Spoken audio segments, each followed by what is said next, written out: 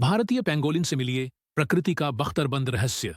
यह शर्मीला, रात्रिचर स्तनधारी मजबूत, आपस में जुड़ी केराटिन से बनी परतदार शल्कों से ढका होता है, वही प्रोटीन जो इंसानी नाखूनों में होता है। यह चलता फिरता पाइनकोन या किसी असली जीवन के पोकेमोन जैसा दिखता है।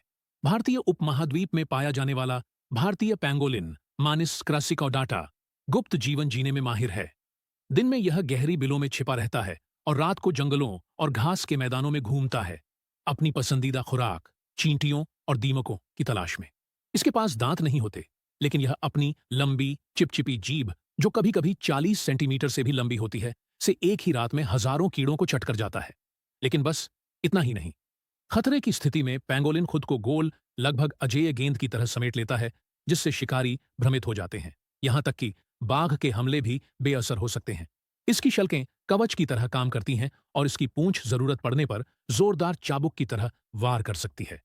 दुर्भाग्यवश यह शांत कीटभक्षी स्तनधारी अब संकटग्रस्त प्रजातियों में शामिल है।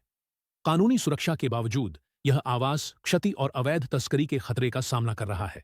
इसकी शल्कों को गलत तरीके से औषधीय गुणों वाला माना जाता है, जिससे यह दुनिया में सबसे अधिक तस्करी किए जाने वाले स्तनधारियों में से एक बन गया है।